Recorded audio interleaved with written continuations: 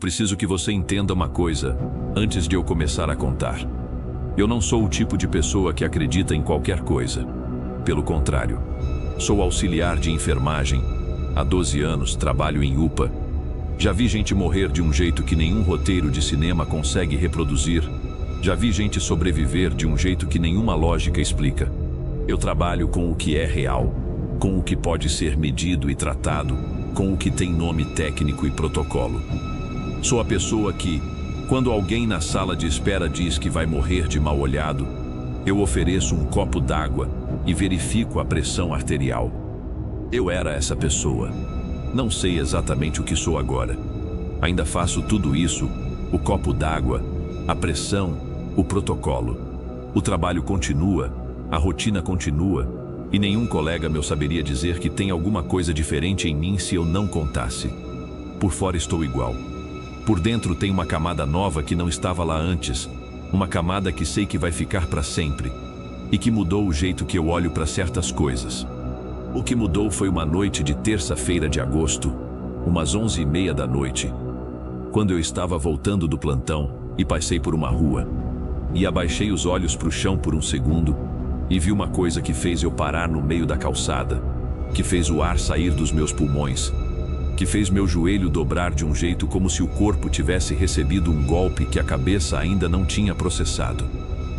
Vi a minha foto, o meu rosto, eu, numa macumba de encruzilhada, no chão, com velas pretas em volta. Isso é o que eu vou contar. Me chamo Simone Ramos. 38 anos, cresci no mesmo quarteirão onde minha mãe ainda mora.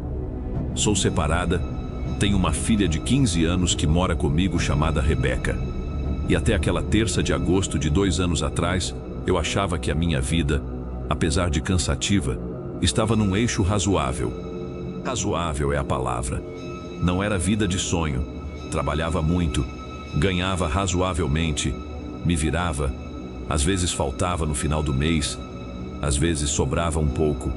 Tinha minha filha saudável, tinha minha mãe do lado, tinha minhas colegas de trabalho que eram amigas de verdade. Tinha um homem na época, o Edivaldo, vou falar mais dele, que estava na minha vida havia 14 meses e com quem as coisas estavam num processo de terminar que os dois sabíamos que estava acontecendo, mas nenhum dos dois tinha falado em voz alta ainda. O Edivaldo é importante para essa história. Não porque eu queira falar mal dele, não é isso. Mas porque, quando você encontra sua foto num trabalho de encruzilhada, a primeira pergunta que você faz não é o que, não é como, é quem. E quando você pensa quem poderia ter feito isso para mim, você começa a inventariar as pessoas que têm razão para querer te machucar ou te controlar. Sobre o meu caminho de volta do plantão, eu trabalhava, ainda trabalho, na UPA que fica a uns 20 minutos a pé da minha casa se eu for pelo caminho direto. De noite, especialmente depois das 11, eu costumo pegar um caminho que é um pouco mais longo, mas mais iluminado e com mais movimento. São Paulo de madrugada tem rua boa e rua ruim. E auxiliar de enfermagem mulher que trabalha turno da noite aprende cedo a decorar qual é qual. Aquela noite eu fui pelo caminho mais curto. Por quê? Porque estava chovendo fino, aquela garoa paulistana que não molha de uma vez, mas encharca devagar, e eu estava com os pés doendo depois de 12 horas em pé. E o caminho mais curto era coberto por aquelas coberturas que protegem da chuva, o que significava andar menos tempo na garoa. Decisão pequena, resultado enorme, talvez era o destino mesmo. Essa rua eu conheço desde criança. Não é rua movimentada, não tem comércio relevante. É basicamente casas e sobrados dos dois lados com um mercadinho que fecha às 8 da noite numa das esquinas. O cruzamento com uma das ruas é o ponto central, 2 ruas que se cruzam num ângulo quase reto, com um poste na esquina que tem uma das lâmpadas sempre com problema. Então a iluminação ali sempre foi irregular. Naquele bairro, encruzilhada com iluminação ruim, não é novidade que tenha despacho. Quem mora na periferia de São Paulo sabe que essas coisas fazem parte da paisagem. Você aprende a andar sem pisar, aprende a olhar para o lado quando passa perto, aprende que cada um tem sua fé e seu jeito, e que o que está no chão não é da sua conta. Eu andava por essa rua regularmente, mas nunca de madrugada. O caminho mais longo que eu normalmente tomava evitava esse cruzamento exato, não por superstição, por iluminação mesmo. Prefiro rua clara. Aquela terça, fui pelo caminho mais curto. Era 11h40 quando passei pela esquina da rua. A garoa tinha reduzido um pouco, não parado, mas diminuído para o tipo de umidade que você mais sente na pele do que vê no ar, como uma cerração. Eu estava com a cabeça baixa, a aba do capuz do agasalho de trabalho puxada para frente, olhando para o chão à minha frente para o passo seguinte não cair em poça d'água. O jeito de andar de quem está cansado e não quer problema. Olhando para o chão. Foi por isso que eu vi antes do que teria visto se estivesse olhando para frente. O despacho estava numa distância de uns 2 metros quando entrou no meu campo de visão, ali embaixo dos meus olhos. Eu vi primeiro as velas, eram 4 pretas, dispostas nos 4 cantos de algo central. Vi o prato escuro com o que parecia ser farofa preta e uma garrafa pequena. Vi a fumaça de charuto ainda quente, o bruxuleio das chamas que a garoa não estava apagando por algum motivo que não sei explicar. E no centro de tudo, presa embaixo de algo pesado, uma pedra escura, uma pedra comprida que não era do calçamento, uma fotografia. E a fotografia era minha. Os 10 segundos depois que eu reconheci a minha cara naquela foto, são os 10 segundos mais estranhos que eu já vivi. E eu já vivi segundos muito estranhos. Já segurei a mão de gente que estava morrendo, já dei notícia ruim para a família na sala de espera, já passei por coisas que a maioria das pessoas não passa. Mas esses 10 segundos são de outro tipo. Meu corpo fez uma coisa automática. Parou. Simplesmente parou de andar. Como se a fiação entre o cérebro e as pernas tivesse cortado por um instante. Eu estava andando e de repente não estava mais andando. Parada no meio da calçada, a 2 metros da foto, olhando. O joelho dobrou. Não caí. Me segurei na parede de um muro com a mão. Mas o joelho cedeu literalmente. Como quando uma pessoa recebe uma notícia muito ruim e o corpo reage antes da cabeça. Eu percebi que isso tinha acontecido só depois, quando eu estava apoiada no muro e tentando entender por que minha mão estava encostada no reboco úmido. A cabeça foi mais lenta. A cabeça ficou naquele loop de não pode ser isso. Isso não é minha foto. É alguém parecida. Eu estou cansada. E é madrugada. E a iluminação é ruim. E eu estou enxergando errado. Esse loop durou talvez 6 segundos. No 7º segundo eu pisquei, virei levemente a cabeça para o lado, olhei de novo com o olho mais descansado. Era minha foto. Não estava de longe, não estava mal iluminada, não estava com algum elemento que permitisse confusão. A lâmpada irregular do poste da esquina estava acesa naquele momento exato, daquelas que ficam apagando e acendendo, e naquele momento estava acesa. E iluminava aquele pedaço da calçada com uma luz laranjada que era suficiente para ver. Era um retrato 3x4. O tipo de foto de documento. Eu de blusa branca, cabelo preso, olhando direto para a câmera com aquela expressão neutra de foto de documento. E no verso da foto, eu pude ver porque a pedra que a prendia não cobria a parte de cima e a foto estava levemente levantada pela brisa. No verso tinha escrita à mão meu nome e uma data que eu reconheci porque era daqui a 3 semanas. Fiquei olhando por mais 3 ou 4 segundos. Depois me endireitei, me afastei do muro e saí andando. Rápido. Mais rápido do que eu andava antes. Não corri. Minha cabeça ainda estava num modo que achava que correr era exagero, que havia alguma explicação, que eu precisava processar isso com calma. Mas andei muito rápido, e só parei de andar quando cheguei na minha rua, na minha porta, com a chave na fechadura e a mão tremendo.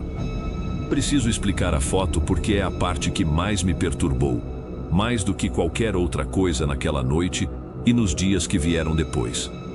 Mais do que a data no verso. Mais do que o nome escrito à mão. Mais do que as velas pretas. A foto em si. Eu sei de onde ela veio. Lembrei assim que o choque inicial foi passando e a cabeça começou a funcionar de novo.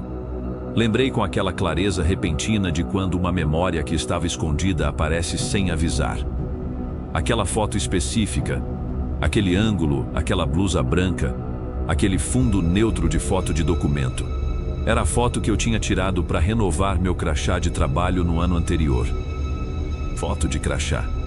Tirada na portaria da UPA numa tarde de setembro do ano passado, por uma funcionária da administração com uma câmera da instituição. Eu lembro até do dia porque tinha chovido de manhã e eu tinha chegado de guarda-chuva e meu cabelo estava um pouco bagunçado e eu tinha pedido para tirar de novo e a moça da administração tinha dito que estava bom, que não ia aparecer e eu tinha aceitado contrariada. Aquela foto foi usada no meu crachá, que ficava comigo, que eu usava pendurado no pescoço durante o trabalho e guardava na bolsa quando saía da UPA. Mas existia uma cópia. A foto foi salva no sistema da instituição, usada na impressão do crachá, e ficou arquivada no RH. E eu não sabia quantas pessoas tinham acesso àquele arquivo, não sabia quem podia imprimir uma cópia, não sabia quem teria feito isso. Isso foi o que me perturbou mais fundo. Não era uma foto tirada escondido, não era foto de rede social, não era foto roubada de câmera de segurança. Era uma foto de um contexto específico, de um lugar específico, que exigiu acesso a um sistema institucional ou acesso físico ao meu crachá. Alguém com acesso ao meu mundo cotidiano fez aquilo. Não era um desconhecido, era alguém da minha vida. 3 semanas. Daquele dia até a data escrita no verso da foto, eram 21 dias exatos. Na madrugada, quando entrei em casa, não dormi. Fiquei na cozinha com uma xícara de chá que esfriou sem eu beber, olhando para a parede, deixando a cabeça trabalhar. A Rebeca estava dormindo, o apartamento estava quieto, e eu fiquei pensando naquela data escrita no verso da foto com letra que eu não reconhecia. O que significa uma data num trabalho de encruzilhada? Eu não sou especialista nisso, não sou, nunca fui, nunca me interessei de um jeito técnico. Mas você cresce no Brasil, cresce na periferia, cresce numa família que tem camadas de crenças mesmo quando a família é de outra religião. Minha mãe é evangélica, mas a avó dela era de Umbanda e algumas coisas ficaram, como ficam sempre. E você absorve um vocabulário básico mesmo sem querer. Data em trabalho de encruzilhada geralmente é prazo. Prazo para quê? Exatamente. Eu não sabia. Podia ser prazo para o trabalho começar a fazer efeito. Podia ser prazo para alguma coisa acontecer com a pessoa da foto. Podia ser data de significado pessoal para quem fez. Aniversário. Data de uma briga. Uma data simbólica de algum tipo. Não sabia. E não saber era o pior tipo de desconforto que eu conheço, porque sou pessoa que resolve problema com informação. Quando não sei o que um paciente tem, busco os exames, busco o diagnóstico. Quando não sei alguma coisa na minha vida, eu pesquiso, pergunto, entendo. Não saber e não ter como saber é paralisante para mim. E ali eu não tinha como saber. Não sabia o que aquela data significava, não sabia quem tinha feito, não sabia o que ia acontecer comigo naqueles 21 dias. O que eu sabia era que havia uma intenção direcionada a mim. Alguém tinha sentado e estava pensando em mim, tinha conseguido minha foto de um jeito que exigiu esforço, tinha ido até uma encruzilhada de madrugada e botado aquilo lá. Isso não é impulso. Isso é planejamento. Isso é vontade sustentada. Alguém me queria suficientemente mal para planejar isso. Mas quem? Comecei a ficar pensando sobre aquela madrugada e continuei nos dias seguintes de um jeito mais sistemático. Quem na minha vida poderia ter feito isso? Descartei de imediato família.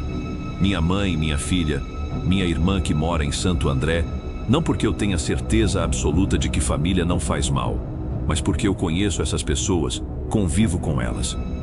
E não havia nenhum conflito, nenhum motivo. Também não tinham acesso à minha foto de crachá. Descartei as colegas mais próximas de trabalho pelo mesmo motivo. Conheço há anos. Não há conflito sério. E mesmo que tivessem acesso à foto no sistema, não conseguia imaginar nenhuma com motivo. Mas então tinha o resto. E o resto era maior do que eu gostaria de admitir. Trabalho em UPA. UPA tem funcionários de vários turnos, vários setores. Tem gente que eu mal conheço de rosto, mas que trabalha no mesmo prédio. Tem gente com quem já tive desentendimento de trabalho ao longo de 12 anos. A natureza do trabalho cria atritos, especialmente quando você tem padrão de qualidade e nem todo mundo tem. Tinha uma situação específica do ano anterior, uma colega que foi advertida depois de uma ocorrência e que olhava para mim de um jeito como se eu tivesse culpa. Eu tinha notado mentalmente, mas não tinha levado a sério. Tinha o Edivaldo, que tinha a chave do meu apartamento, que tinha acesso à minha bolsa nas vezes que ficava aqui, que podia ter pego o crachá, fotografado, devolvido. Eu não iria notar se o crachá sumiu por uma hora durante o dia. Mas o Edivaldo e eu estávamos nos afastando de mútuo acordo. Por que ele faria algo assim? Ciúme que eu não estava vendo. Ressentimento que ele escondia atrás da frieza educada do distanciamento. E tinha uma terceira possibilidade que demorou mais a aparecer, porque o cérebro às vezes demora a ir para onde dói. A ex-mulher do Edivaldo, que eu sabia que existia, com quem ele tinha 2 filhos pequenos, que o Edivaldo descrevia como resolvida, seguida em frente, sem problema. E que eu nunca tinha encontrado.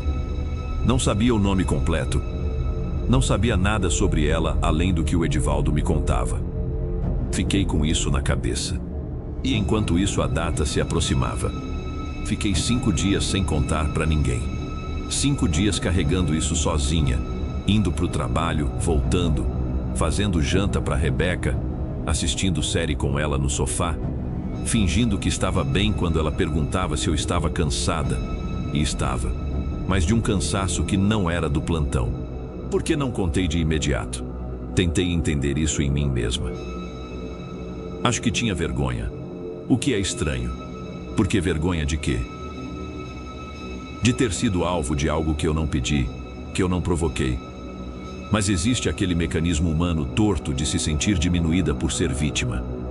De sentir que admitir que alguém te fez isso é admitir alguma fraqueza. Especialmente sendo eu a racional, a que lida com realidade dura, a que não acredita em qualquer coisa. Também estava com medo de contar e não ser levada a sério. Minha mãe evangélica ia entrar em oração e não ia ajudar com a parte prática. Minha filha de 15 anos não precisava dessa carga. Minhas colegas de trabalho, eu não sabia quem era, então não podia falar no trabalho de jeito nenhum. No 5º dia eu liguei para minha prima Janaína. A Jana é diferente de mim no sentido mais completo. Ela é candomblé desde os 20 anos. Filha de santo. Tem anos de iniciação. Tem relação com isso que eu nunca tive. A gente se dá bem, mas sempre tivemos esse abismo de visão de mundo entre nós. Ela na fé, eu na ciência. Quando ela falava das coisas dela, eu ouvia com respeito, mas com a distância de quem está ouvindo sobre uma cultura que não é sua. Ela sabia disso e não se importava. Dizia que um dia eu ia entender. Acho que entendi. Liguei para ela às 11 da noite, depois da Rebeca dormir, e contei tudo. A garoa. O caminho mais curto. O cruzamento. A foto. A data. Contei com a mesma voz com que eu passo o plantão, objetiva, sequencial, sem drama desnecessário. Só os fatos. A Jana veio me visitar no sábado de manhã de metrô e ônibus, com uma sacola de pano fechada que ela não abriu nem explicou enquanto tomava o café que eu fiz. A gente ficou na mesa da cozinha por 1 hora, ela fazendo mais perguntas sobre o que eu tinha visto, eu respondendo com o máximo de detalhe que eu conseguia reproduzir. Ela ouvia com uma atenção diferente da minha atenção de enfermeira. Eu ouço buscando sintoma, ela ouvia buscando padrão. E eu podia ver no rosto dela quando alguma coisa que eu dizia conectava com algum conhecimento que ela tinha. Quando eu terminei de descrever, ela ficou quieta por um momento e disse uma coisa que eu não esperava. Você está com sorte de ter encontrado você mesma. Fiquei olhando para ela. Ela explicou. Trabalho feito para a pessoa chegar ao lugar onde está a foto e encontrar. Isso tem propósito. Tem trabalho que é feito para agir no invisível. A pessoa nunca sabe que está sendo alvo. E tem trabalho que é feito com intenção de que a pessoa encontre. Para assustar, para criar medo. Para deixar a pessoa paralisada de não saber quem foi. Isso é diferente? Eu perguntei. Muito diferente, ela disse. O medo que você sente depois de encontrar, o medo de não saber quem, o medo da data, o medo de não saber o que vai acontecer, esse medo já é parte do trabalho. Às vezes é o trabalho inteiro. A intenção era você achar e ter medo. Não necessariamente fazer alguma coisa física com você.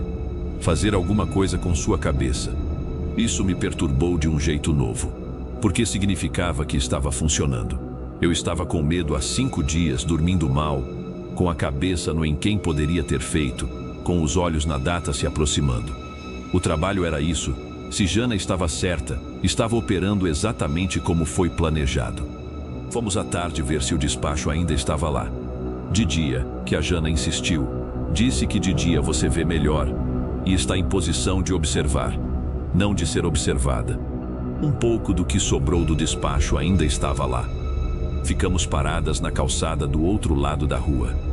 Jana não foi até o despacho, olhou de longe com aquela atenção específica dela, a cabeça levemente inclinada, os olhos se movendo por cada elemento como se estivesse lendo um texto. Depois de uns 2 minutos ela disse: velas pretas nos 4 cantos, prato com farofa preta e mel. Mel, não cachaça. Eu perguntei como ela sabia de longe e ela disse que via o brilho, diferente do opaco da cachaça. Charutos queimados até o final. Fita preta amarrada em volta da foto, que eu não tinha notado na madrugada. E a pedra, ela se concentrou na pedra por mais tempo do que nos outros elementos. Que pedra é essa? Eu perguntei. Ela disse que parecia pedra de cemitério. O tipo que se pega em cemitério, de cima de túmulo ou de beira de cova. Que pedra de cemitério num trabalho tem função de trazer peso, de pesar sobre a pessoa. Peso de que tipo? Perguntei, porque de enfermeira que sou eu preciso de especificidade. Ela ficou pensando um momento antes de responder. Depois disse: peso de pensamento, peso de sorte. A intenção é que a pessoa ande carregando, que sinta tudo mais difícil, que tome decisão errada, que não consiga avançar em nada. Não é trabalho de morte. Pedra de cemitério de morte tem outro preparo. É trabalho de amarração pesada. Você fica, mas fica presa. Olhei para o despacho do outro lado da rua. As velas já tinham queimado, mas a cera preta estava ali, a foto embaixo da pedra, a fita preta. Perguntei: dá para saber quem fez? Ela disse que não. Que o trabalho não traz assinatura de quem fez, só a intenção de onde veio. Perguntei: dá para desfazer? Ela ficou quieta por um momento mais longo. Depois disse: a gente precisa conversar sobre isso. Fomos tomar sorvete numa sorveteria de bairro a 2 quarteirões. O tipo de programa de sábado à tarde que parecia completamente normal por fora, enquanto a conversa por dentro estava em outra dimensão completamente. Jana me explicou devagar, com cuidado, do jeito que ela tem de explicar coisas complexas sem condescender, que é uma das coisas que eu mais gosto nela. Ela disse que trabalho de encruzilhada tem uma lógica própria que depende do tempo. O tempo no mundo material e o tempo no trabalho não são iguais. O trabalho tem o prazo que quem fez botou. E antes desse prazo acabar, ele está ativo, está aberto. Depois do prazo, dependendo de como foi feito, ele se encerra sozinho ou fica parado sem mais força. A data no verso da minha foto, ela disse, provavelmente era o prazo de atividade do trabalho. Não necessariamente que alguma coisa ia me acontecer naquela data. Era mais provável que aquela data marcasse o pico de intenção, o momento em que o trabalho estaria mais carregado. Antes desse prazo, disse ela, existem formas de interferir. Mas interferir num trabalho de encruzilhada sem preparo adequado, sem conhecimento, pode fazer a coisa virar. Pode devolver o que foi mandado, pode amplificar, pode criar um problema diferente do que existia antes. Eu perguntei diretamente: você consegue fazer isso? Desfazer. Ela disse que não era com ela. Que ela tinha o conhecimento teórico, mas não a autoridade espiritual para fazer esse tipo de intervenção sozinha. Que tinha uma mãe que ela conhecia, uma mãe de santo experiente na Zona Norte, que fazia esse tipo de trabalho de desfazimento. Que ela podia me levar lá se eu quisesse. Eu fiquei com isso por um momento. Uma semana atrás, eu era a Simone que verificava a pressão arterial quando alguém falava em mal-olhado. Agora eu estava sentada numa sorveteria de bairro numa tarde de sábado, considerando seriamente ir até uma mãe de santo pedir ajuda com um trabalho de macumba feito contra mim. O nome dela era Mãe Cecília. Ela morava numa casa na Zona Norte, era casa de família por fora, com jardim na frente, cachorro no portão, neta pequenininha brincando na calçada quando a gente chegou. Por dentro tinha um cômodo separado, no fundo do quintal, onde ela atendia. Cômodo limpo, cheiroso, cheio de coisas que eu não sei nomear, mas que eu olhei com respeito diferente do que teria olhado 2 semanas antes. Mãe Cecília tinha uns 60 e poucos anos, era baixinha, usava turbante azul escuro e tinha umas mãos que eu notei logo de cara, mãos de trabalho, mãos que fizeram muita coisa ao longo de muita vida. Ela me cumprimentou, me pediu para sentar, pediu para Jana esperar do lado de fora e ficou me olhando por um momento antes de falar. Disse: "Você já estava carregando isso antes de encontrar. Você sabe disso?" Não entendi de imediato. Ela explicou: "Trabalho de encruzilhada começa a agir antes da pessoa encontrar. O encontro é parte do trabalho, mas a ação começa quando o trabalho é depositado.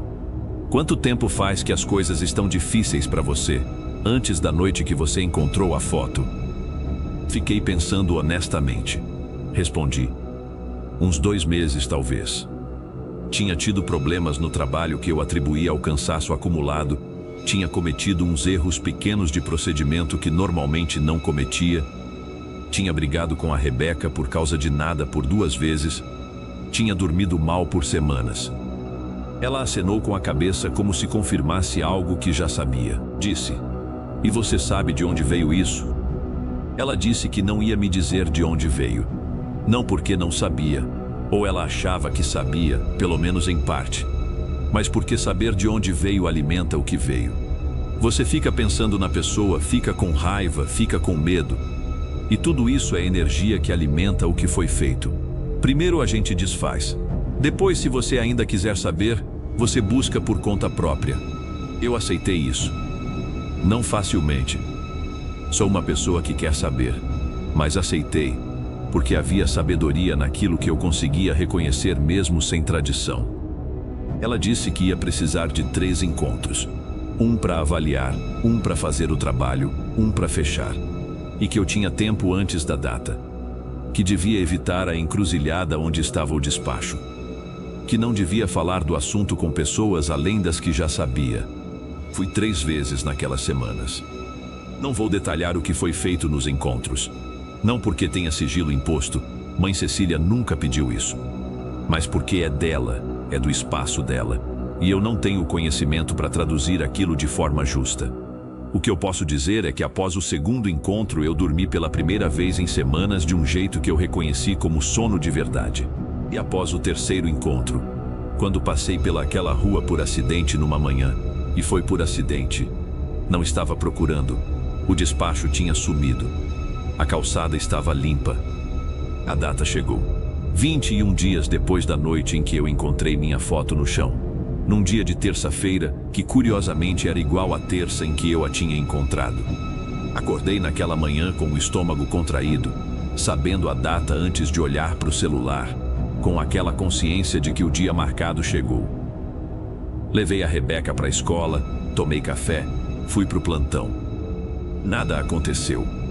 Não da forma que eu tinha imaginado nos dias de mais medo, nenhuma tragédia, nenhum acidente, nenhuma coisa dramática. O plantão foi o que o plantão sempre é, exaustivo, cheio de gente com problema de saúde real, uns que a gente consegue ajudar, uns que a gente faz o que pode. Voltei para casa, fiz janta, assisti um episódio da série com a Rebeca, fui dormir. O dia passou, mas alguma coisa tinha mudado. Não de forma dramática, de forma discreta, daquelas mudanças que você percebe olhando para trás, não necessariamente no momento. Nos dias que se seguiram à data, eu fui notando que o peso que estava carregando havia semanas, aquele peso que eu tinha atribuído a cansaço acumulado, a relação se desgastando com Edivaldo, ao trabalho, estava menor. Não sumido, menor. como se tivessem retirado uma camada de alguma coisa de cima. 3 semanas depois da data, eu terminei com o Edivaldo. Não numa briga, numa conversa de adulto, num domingo à tarde, onde os dois reconhecemos que tinha acabado antes de acabar e que ficar custava mais do que ir. Ele foi educado, eu fui honesta, nós desejamos bem, ele devolveu a chave. Não sei até hoje se o Edivaldo teve alguma coisa a ver com o despacho. Suspeito que não, mas a mulher por quem comecei a suspeitar mais foi a minha colega do trabalho. Meses depois daquilo, ela pediu transferência para outra unidade. Eu nunca confrontei ela, nunca a acusei, nunca tive prova. Mas tem um tipo de alívio que você sente quando certa presença se afasta. E eu senti esse alívio quando soube que ela ia embora. Não vou dizer que foi ela, não sei. Nunca vou saber com certeza. Mas o peso aliviou quando ela foi. Vou ser honesta, não me tornei pessoa de fé no sentido que a Jana é. Não vou a terreiro, não tenho santo, não faço oferenda, não tenho prática regular de nenhuma religião. Continuo sendo a enfermeira que verifica a pressão arterial, continua sendo a pessoa que pede evidência, que desconfia do que não pode ser testado. Mas tem uma diferença. Antes daquela noite, meu ceticismo era seguro. Agora é diferente. Agora, quando eu digo que não acredito em qualquer coisa, eu sei o que esse qualquer coisa contém algo. Eu não acredito em qualquer coisa. Mas eu sei que existe alguma coisa, alguma força, alguma intenção humana em algo que age no mundo, algum mecanismo que não tem nome no protocolo da UPA, que é real, que age, que afeta pessoas reais de formas reais.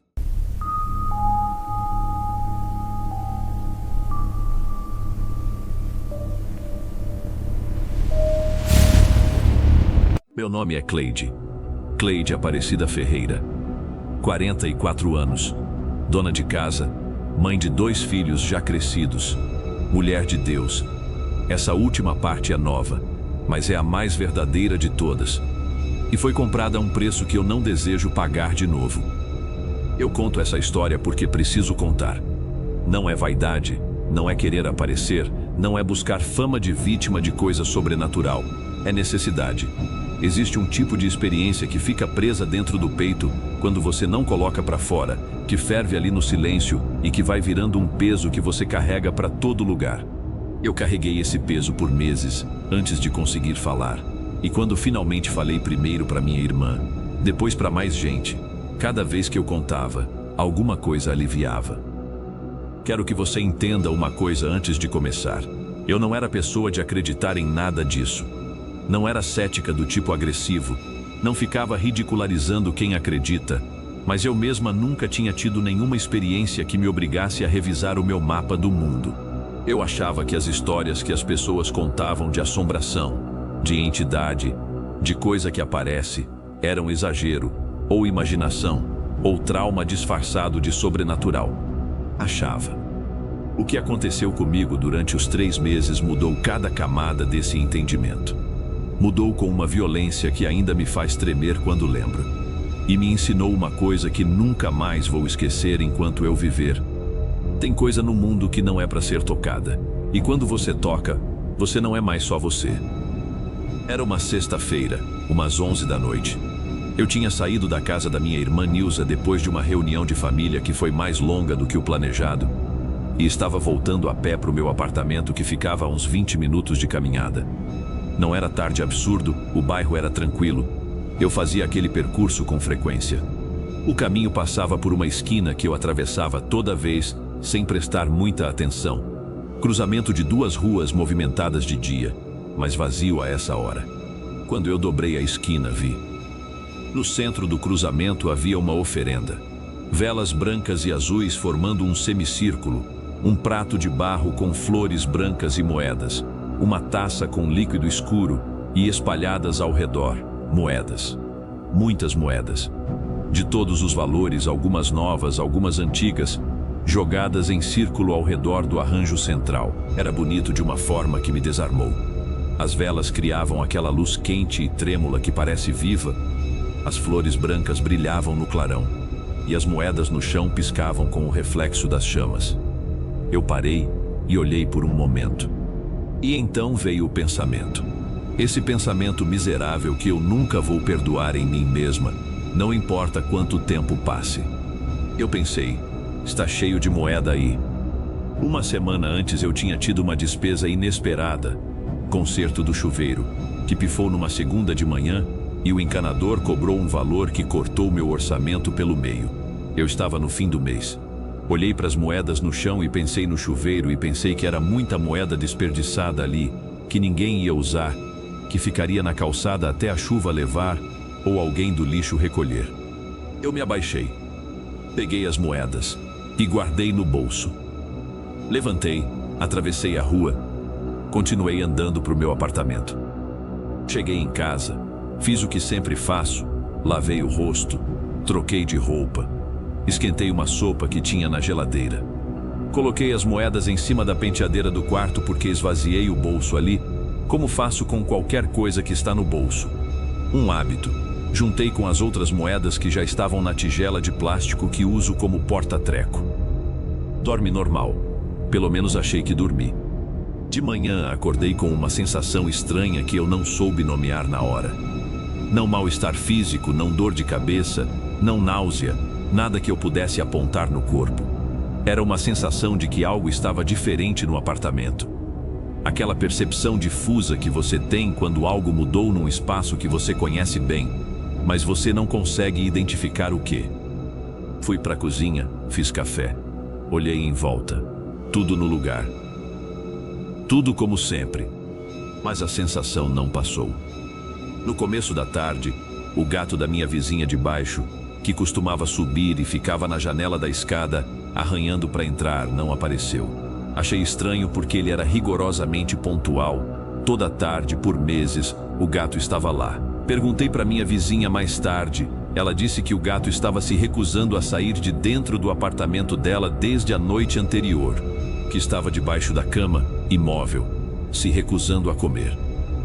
Não liguei isso a nada naquele momento. Naquela segunda noite, enquanto eu assistia a televisão na sala, ouvi um barulho no corredor interno do apartamento.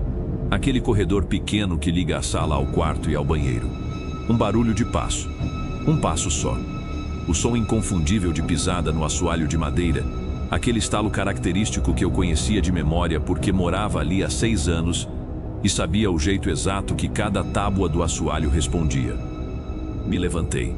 Fui até o corredor. Acendi a luz. Corredor vazio. Portas do quarto e do banheiro abertas do jeito que eu tinha deixado. Nada. Voltei para a sala. Sentei. Tentei me convencer de que era o apartamento trabalhando. Madeira se contrai e expande com a temperatura. Isso acontece. Já tinha acontecido antes. Mas enquanto eu me convencia disso, percebi que estava com frio. Não o frio do inverno, que é um frio suave nessa época. Levantei e verifiquei as janelas. Todas fechadas. O ar-condicionado desligado. O frio era de dentro. Na terceira noite, os passos voltaram. Não um passo, foram 3. Sequenciais com intervalo de passo real entre eles, vindo do corredor em direção ao quarto. Fui até lá correndo, acendi a luz. Nada. Na quarta noite, um copo que estava na beira da pia da cozinha caiu. Eu ouvi o barulho de dentro do quarto, aquele estilhaço específico de vidro no piso de cerâmica. Levantei, fui até a cozinha. O copo estava no chão, quebrado. A pia ficava longe da beira, não era copo encostadinho no limite. Era copo que estava bem no centro da bancada. Copo que não cai sozinho. Na quinta noite eu ouvi meu nome. Essa foi a parte que me atravessou de um jeito que nada do que veio antes tinha atravessado. Passos têm explicação. Copo caindo tem explicação.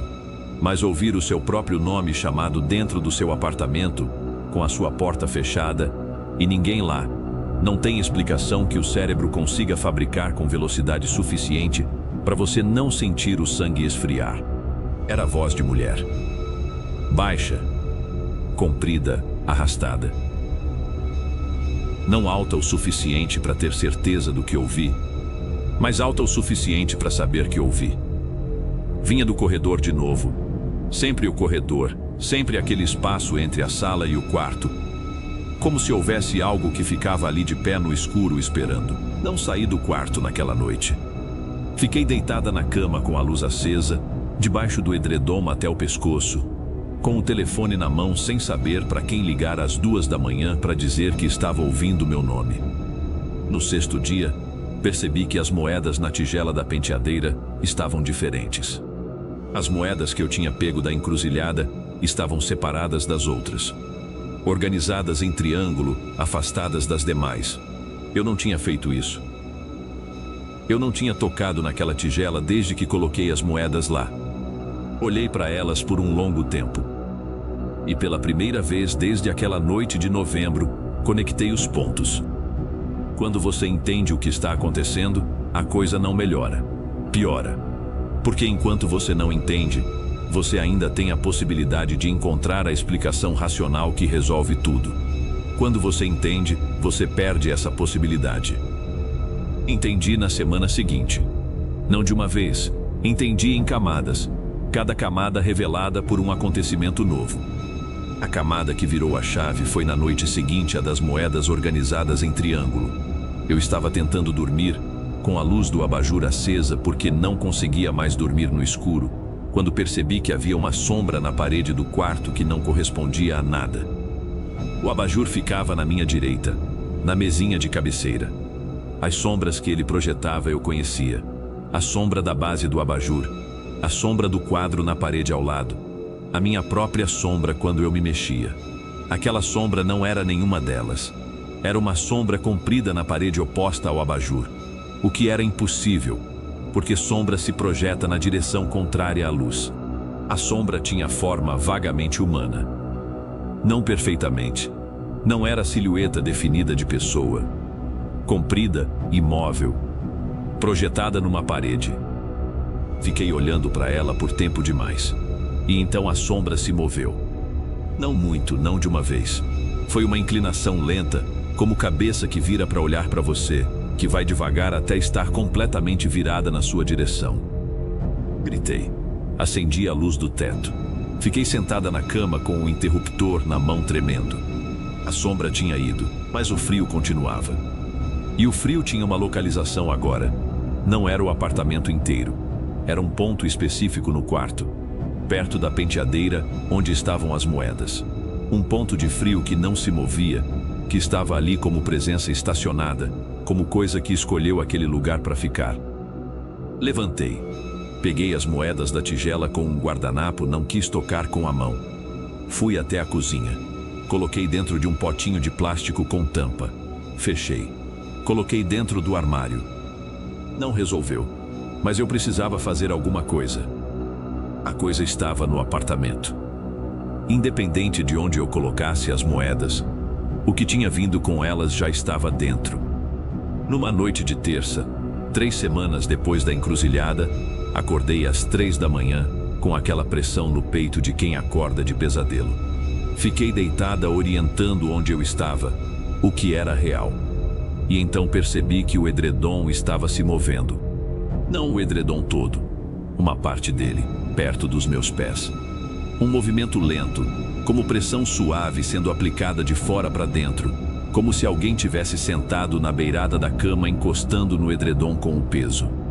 Fiquei completamente imóvel, sem respirar, quase. O coração batendo tão alto que parecia que ia fazer barulho no silêncio do quarto.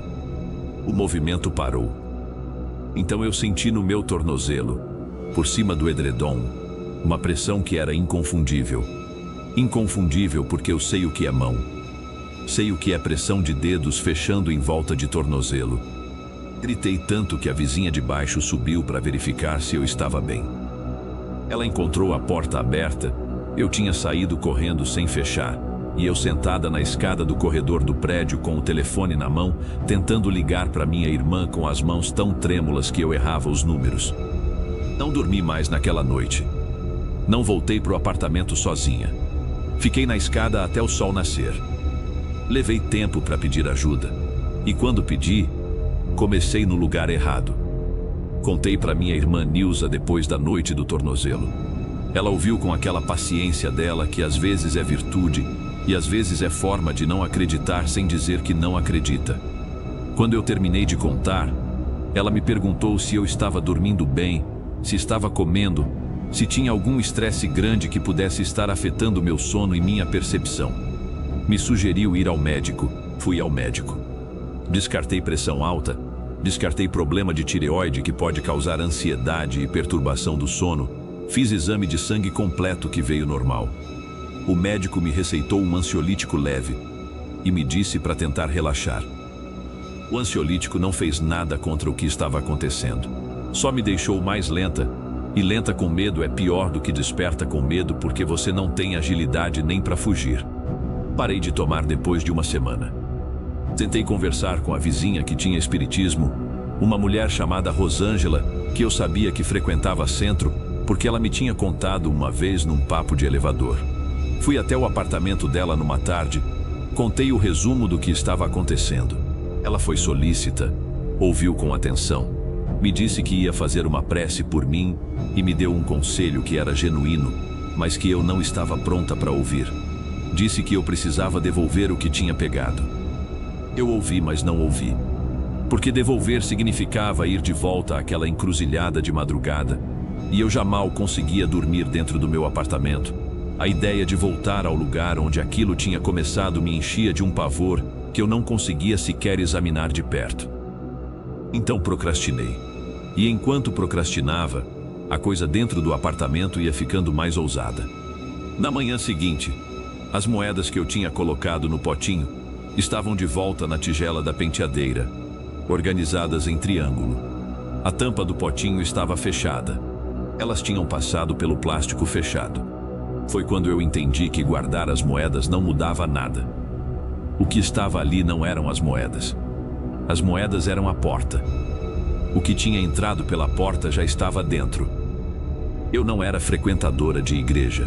Fui batizada, crismada na igreja, fiz tudo o que a família esperava.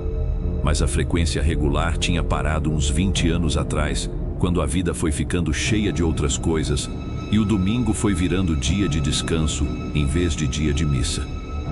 Mas numa quinta-feira de madrugada, depois de uma noite em que os passos no corredor não pararam em momento nenhum, foram a noite toda, indo e voltando, como sentinela, eu me levantei às 4 da manhã, me vesti e fui até a igreja de Nossa Senhora das Graças, que ficava a 3 quadras do meu apartamento. Sei que estava fechada.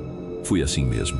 Fiquei sentada nos degraus da frente da igreja, no frio da madrugada, até o céu começar a clarear e a porta ser aberta pelo sacristão às 6:30 da manhã. Ele me olhou com aquela cara de quem achou alguém dormindo na porta da igreja e ficou aliviado que era pessoa acordada e arrumada. Entrei assim que a porta abriu. Sentei num banco. E pela primeira vez em mais de um mês, pela primeira vez desde aquela noite, me senti em segurança. Fiquei lá por horas. Quando o padre chegou para a missa das 8, eu estava no terceiro banco da esquerda, com o rosto suado de quem não dormiu, as olheiras de semanas acumuladas, mas os ombros levemente menos tensos do que tinham estado por um mês. Depois da missa, fui até ele. Padre Eustáquio, homem de uns 60 anos, rosto calmo, óculos de armação grossa. O tipo de rosto que não exprime julgamento antes de ouvir. Me perguntou se eu queria conversar. Disse que sim. E contei tudo. Padre Eustáquio me ouviu do início ao fim, sem interromper uma vez. Quando eu terminei, ele ficou um momento em silêncio. Não o silêncio de quem está formulando o argumento, mas o silêncio de quem está pensando com cuidado o que vai dizer. Então falou. Disse que o que eu estava descrevendo tinha um padrão que ele reconhecia. Que ao longo de muitos anos de ministério, ele tinha ouvido relatos parecidos, não idênticos, porque cada situação tem sua especificidade, mas com a mesma estrutura. Alguém toca algo que foi depositado com intenção espiritual, algo que pertence a um plano que não é o nosso, e abre uma porta por onde entra o que estava do outro lado. Perguntei o que eu tinha trazido comigo. Ele disse que não sabia nomear com precisão, e que nomeação incorreta podia ser tão prejudicial quanto ignorância. Disse que o que importava não era o nome, mas a natureza. Era a presença que não era bem-vinda no plano dos vivos, que estava em meu apartamento porque eu tinha aberto a porta. E que enquanto a porta não fosse fechada corretamente, a presença ia ficar. Fechar a porta, disse ele, significava devolver o que eu tinha pego. Senti o pavor de novo. Aquele pavor específico de ir de volta à encruzilhada que eu tinha evitado examinar. Ele viu na minha cara. Disse: "Você não vai sozinha. E não vai de noite. Vai de dia, com acompanhamento, com oração." Saí da igreja com menos peso do que tinha entrado. Não porque o problema tinha acabado. Porque eu finalmente tinha encontrado alguém que sabia o que o problema era e sabia o que fazer com ele. Padre Eustáquio me deu 3 coisas antes de eu sair da igreja naquela manhã de quinta. Um terço, uma oração escrita no papel, simples, de proteção, sem complicação, e a instrução de ficar com uma vela acesa em cada cômodo do apartamento enquanto eu estivesse acordada. Disse que a vela não era superstição, era intenção. Luz com intenção de proteção é diferente de luz sem intenção. Disse que enquanto eu rezasse aquela oração, de manhã ao acordar e de noite antes de dormir, o espaço do apartamento ia ficando menos poroso. Que o que estava lá dentro não ia embora com isso, mas ia ficar menos à vontade. Aquela semana foi diferente das outras. Não porque as coisas pararam completamente, não pararam. Os passos continuaram.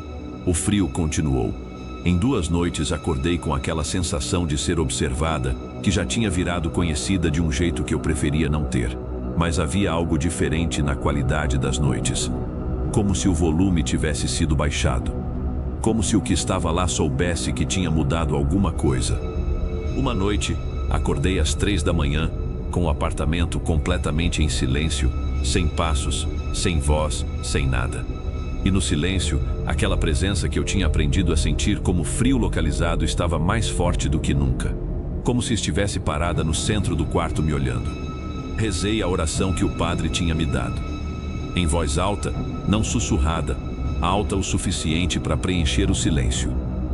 Minhas mãos tremiam, o papel tremia junto, mas as palavras saíam firmes. No meio da oração, o frio localizou. Foi se concentrando, ficando mais denso, mais pesado, como algo que estava espalhado e vai se comprimindo num ponto menor. E então, como pressão que explode, saiu.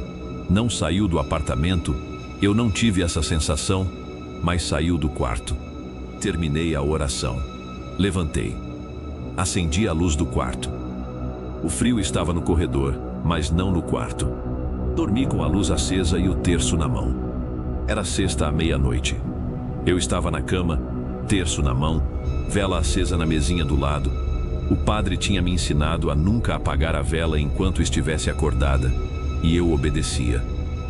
Estava tentando dormir, mas o corpo estava em alerta. Aquela vigília involuntária que vinha de semanas de noite ruim. Os passos começaram às 12h15. Mas dessa vez não pararam antes do quarto. Ouvi o passo no corredor. Depois o passo na entrada do quarto. Depois o passo dentro do quarto. Abri os olhos. O quarto estava iluminado pela vela na mesinha. Aquela luz insuficiente que cria mais sombra do que clareza.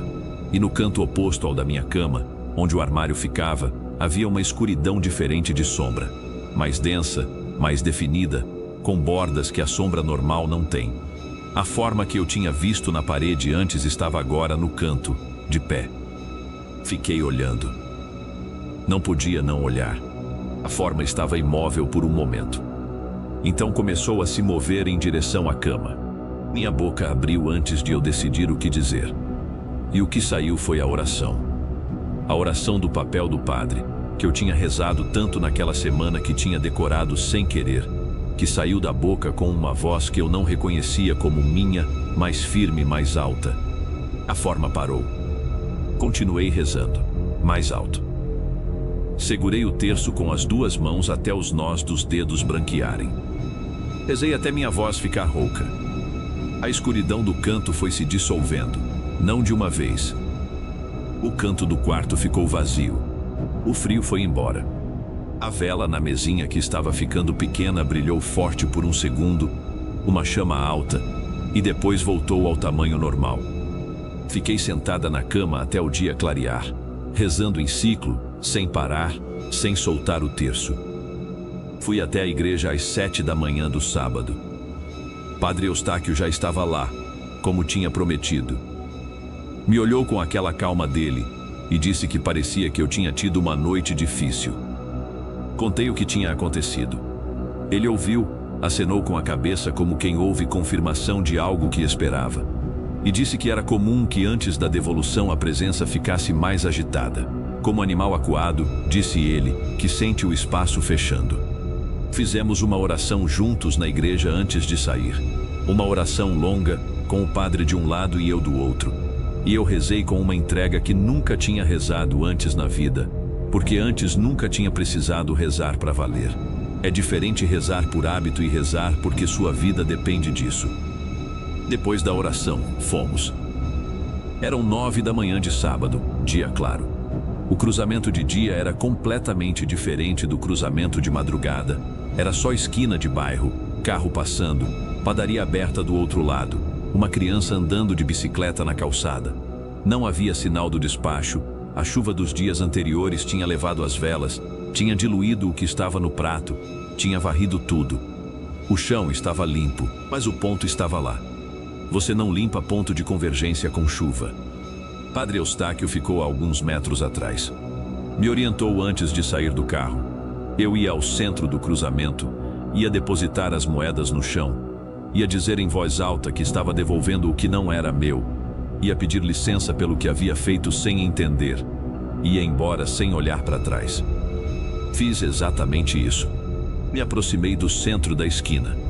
As 3 moedas estavam na minha mão, eu tinha pego com guardanapo de dentro do potinho, colocado numa sacolinha, e agora segurava a sacolinha. Me abaixei, depositei as moedas no asfalto. Disse, em voz que tentei manter firme, eu devolvo o que peguei sem direito. Não era meu. Nunca foi. Eu errei em tocar. Peço licença por ter perturbado o que não era da minha conta. Vou embora e não volto mais. Me levantei. Virei. Fui andando sem olhar para trás. Entrei no carro do padre. E enquanto ele dirigia de volta para a igreja, eu chorei. Não de medo, de alívio. O tipo de choro que vem quando algo que estava comprimido dentro do peito por muito tempo finalmente encontra saída. Chorei em silêncio por todo o caminho, com o sol entrando pela janela do carro, e o padre dirigia em silêncio e de vez em quando dizia baixo: "Está tudo bem. Está passando." Voltei para o apartamento naquela tarde com a minha irmã Nilza, que eu tinha chamado porque não queria entrar sozinha ainda. Ela foi sem questionar muito, acho que já sabia que tinha sido mais sério do que eu tinha deixado ela ver.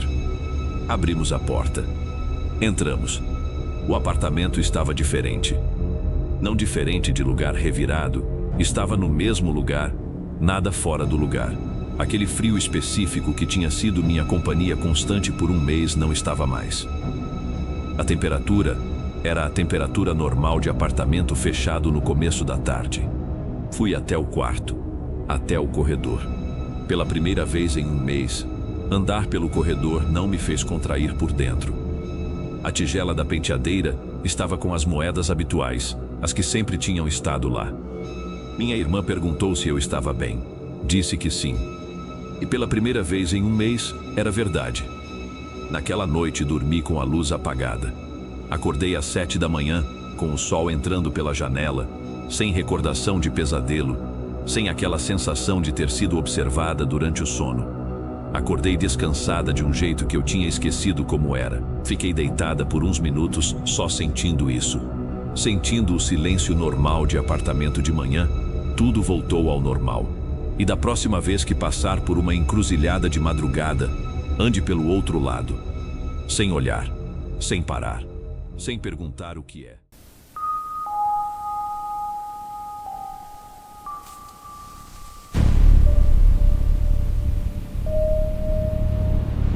Existem coisas que você aprende na hora certa e coisas que você aprende tarde demais. Eu aprendi tarde demais que não se olha para despacho de encruzilhada. Não se olha, não se para. Não se tenta entender o que está ali. Você abaixa a cabeça Você passa pelo outro lado da rua. Qualquer coisa menos parar e olhar. Até a noite de 23 de setembro, quando eu estava pedalando de volta do serviço pela estrada no interior de Minas Gerais, e vi as velas no cruzamento com a estrada da linha velha. E parei. Olhei. E fiquei olhando por tempo que não devia. O que aconteceu depois é o que eu vim contar. Meu nome é Marcos. Tenho 43 anos. Sou vigilante noturno numa empresa de segurança que atende estabelecimentos comerciais em Minas, que fica a 22 quilômetros de onde eu morava pela estrada. Trabalho das 1 às meia-noite num revezamento de postos. Um shopping pequeno, 2 farmácias, um posto de gasolina. Volto para casa de bicicleta porque não tinha carro e moto eu tive depois de 2 anos atrás lá, mas tive que vender para pagar minha dívida. Me mudei para lá fazia 3 anos, quando a cidade ficou cara demais para mim e uma prima me ofereceu a casa do falecido marido dela a um aluguel que eu não podia recusar. A estrada principal que liga a cidade acompanhava um córrego por boa parte do trajeto antes de subir a serra e entrar no asfalto da rodovia estadual. Pela estrada são 22 quilômetros de bicicleta. É pedalada que eu aprendi a gostar. De noite, de volta do serviço, a pedalada é diferente. A escuridão na estrada do córrego de noite é do tipo que engole. Não tem poste no trecho do vale, não tem casa nos primeiros 12 quilômetros. Tem só a estrada e o mato dos 2 lados e o córrego que você ouve, mas não vê. Meu farol de bicicleta ilumina uns 12 metros à frente. O resto é preto. Em 3 anos pedalando essa estrada, aprendi os sons dela de noite, o sapo que mora debaixo daquela ponte de madeira velha no 5º quilômetro, o barulho do córrego que muda de tom quando tem pedra debaixo. Aprendi o caminho, aprendi os buracos e as pedras soltas e os trechos de terra mole onde a roda afunda depois de chuva. Conhecia aquela estrada como conheço a palma da minha mão. O cruzamento ficava mais ou menos no meio do trecho de terra. Antes de checar qualquer mapa, qualquer pessoa que morava lá sabia onde ficava esse cruzamento porque é o único desvio possível em 22 quilômetros de estrada. Eu passava por esse cruzamento 2 vezes no dia. Nunca tinha acontecido nada ali, mas na noite de 23 de setembro, quando meu farol iluminou o cruzamento, havia algo no centro da estrada que nunca tinha estado lá antes. Vi de longe, uns 15 metros antes de chegar, meu farol iluminou o cruzamento e revelou uma luminosidade que não era reflexo de meu farol, mas que tinha luz fraquinha. Velas. Reduzi a velocidade instintivamente, o corpo reagindo antes da cabeça processar o que eram. Quando cheguei a uns 5 metros do cruzamento, parei. O farol da bicicleta iluminava tudo dali. Eram 6 velas. 6 velas pretas, altas, dispostas em círculo no centro exato do cruzamento. Não na calçada, não na beira, no centro onde as 2 estradas se cruzavam. Dentro do círculo havia um prato fundo de barro escuro com farofa preta, mel, e o que parecia ser pimenta vermelha espalhada. Havia uma garrafa de cachaça sem rótulo, aberta, metade do conteúdo despejado ao redor do prato. Havia um charuto grosso, aceso, fumegando na beira do prato com a brasa ainda viva. E havia, no centro do prato, algo que eu demorei um segundo a identificar pelo ângulo, uma boneca de pano, pequena, preta, amarrada com fita vermelha cruzada do pescoço aos pés. Fiquei olhando. Esse é o erro. Eu sei disso agora. Isso é o que eu digo quando conto essa história. Eu fiquei olhando. Não por curiosidade maliciosa, não por falta de respeito, por fascínio genuíno e por aquela compulsão humana de tentar entender o que os olhos estão vendo. Meu primeiro impulso, depois de catalogar o que eu estava vendo, foi desviar passando pela beira da estrada. Tem um acostamento estreito de terra, batida em volta do cruzamento. A estrada ali é mais larga do que nos trechos retos, porque os carros precisam espaço para virar. Eu podia contornar o despacho pela margem da estrada sem passar por cima de nada. Então fiz isso. Virei o guidão para a esquerda, subi no acostamento de terra, contornei o cruzamento pela borda, evitando o centro, evitando o círculo de velas. O que eu não fiz foi parar de olhar. Olhei para trás. Minha mãe, que é das antigas, sempre disse que em certos lugares você não olha para trás ao sair. Não porque seja superstição, porque olhar para trás é gesto de convite. É como virar no vão da porta quando você vai embora de algum lugar. Você está saindo, mas o seu rosto ainda está voltado para dentro. Você está com um pé do lado de fora e o resto ainda está dentro. Eu olhei para trás e continuei pedalando. E foi menos de 10 segundos depois disso que a garupa da minha bicicleta afundou. Afundou é a palavra certa. Aquele arqueamento do suporte de metal que a garupa faz quando recebe peso de repente. Eu sei como a bike responde quando um adulto senta atrás. Sei o esforço extra nas pernas. Sei como o guidão fica levemente mais pesado. Era exatamente isso que eu sentia. Eu não ousei olhar para trás. Então eu não olhei. Fiquei com o rosto voltado para frente, o olhar no cone de luz do farol. E continuei pedalando. Mas agora pedalando com peso. 14 quilômetros restantes. 14 quilômetros com aquilo atrás de mim. Tentei me convencer de que havia explicação. Pneu, câmara de ar com vazamento, algo que desprendeu embaixo do quadro e está arrastando. Qualquer coisa. Pensei nas minhas opções enquanto pedalava. Pensei em descer da bicicleta e ver o que acontecia. Descartei esse pensamento. Parar no meio da estrada de terra no escuro absoluto, a quilômetros de qualquer casa, sem saber o que estava atrás de mim, não. Continuei pedalando. Setembro em Minas Gerais ainda é noite fria. A temperatura naquela madrugada devia estar em torno de 14 graus, o tipo de frio seco que você sente nos braços descobertos e nos dedos que seguram o guidão, que faz o nariz pingar levemente e os lábios rachearem se você não fica com a boca fechada. No 8º quilômetro, quando a estrada passa por um trecho mais fechado de mata ciliar às margens do córrego, percebi que havia frio demais. Não o frio dos 14 graus da noite. Outro frio, vindo de trás. Levantei o ombro direito instintivamente, como quando você tenta proteger o pescoço do frio. Não adiantou. O frio passava pelo ombro, pela gola do casaco, e tocava a nuca de qualquer jeito. Fiz o que eu podia. Abaixei a cabeça, encolhi os ombros, continuei pedalando. Comecei a pensar seriamente no que ia fazer quando chegasse no vilarejo. Não podia ir para casa com aquilo na bicicleta. Então resolvi não ir para casa. Mas interiorzão de noite não tem nada aberto. O bar fechava às 11. O mercadinho fechava às 10. O posto de saúde fechava às 5 da tarde. Havia a igrejinha de São Sebastião.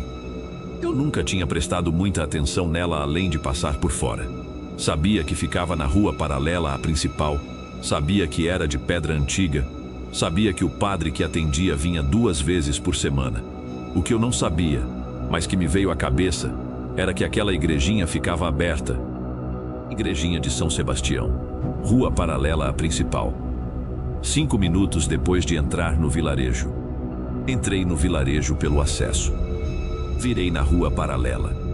A igrejinha de São Sebastião apareceu uns 50 metros à frente. Fachada de pedra lavada, escura de noite, com uma janela alta de cada lado e a porta de madeira no centro. Parei a bicicleta do lado de fora. Desci. E numa das coisas mais difíceis daquela noite, apoiei a bicicleta na grade de ferro que ficava na lateral da igrejinha sem olhar para a garupa. Não olhei para a garupa. Virei de costas para a bicicleta. Subi os 2 degraus de pedra da entrada. Empurrei a porta. A igrejinha de São Sebastião por dentro era pequena. 8 fileiras de banco de madeira escura, altar de pedra simples, a imagem do santo que é o São Sebastião de toda a igrejinha mineira antiga. Entrei. Fechei a porta atrás de mim. Não tranquei, ela não tinha tranca, mas fechei firme. E parei no meio do corredor entre os bancos. Prestei atenção no meu próprio corpo. A nuca. Onde estava o frio? Onde estava a sensação de presença próxima que tinha me acompanhado por 12 quilômetros de estrada? Onde estava aquela pressão que subia pela coluna de quem tem algo atrás de si que não deveria estar? Nada. A sensação sumiu. Fui até o banco mais próximo do altar. Sentei e fiquei quieto por um longo tempo. Não sou homem de reza. Não sei os salmos, não sei as novenas, não terminei de decorar nem o Pai Nosso direito porque nunca fui homem de missa. Mas fiquei quieto do jeito que imagino que se fica quando se reza de verdade, sem pensar em mais nada, sem planejar, só presente naquele espaço pequeno de pedra e madeira. Não sei quanto tempo fiquei assim. Perdi o senso de tempo completamente. Fiquei dentro da igrejinha até o céu do lado de fora da janela começar a clarear. Não planejei isso. Aconteceu. O corpo foi relaxando, os olhos foram pesando. E acho que dormi uns 20 minutos sentado no banco de madeira, o que é tipo de sono que não descansa, mas que é o que o corpo consegue quando está no limite. Acordei e fui até a bicicleta. A bicicleta estava onde eu tinha deixado, encostada na grade lateral. Olhei para a garupa, não tinha nada lá. O suporte de metal estava amassado no centro. Não muito, não de forma que salta aos olhos de quem não sabe o que está vendo. Mas quem conhece aquele tipo de suporte, o suporte fino de bicicleta popular que eu tinha colocado novo há 4 meses, sabe que ele não arca assim sem razão. Acredito que minha oração sincera funcionou. Eu me mudei da região, nunca mais passei naquela estrada à noite. Se você me perguntar o que aprendeu com tudo isso, a resposta é simples. Não para na encruzilhada de madrugada. Não olha para o que está no centro. Eu sou o Dravik. E se você chegou até aqui, você já faz parte disso. Nos vemos no próximo relato. Se você tiver coragem de voltar.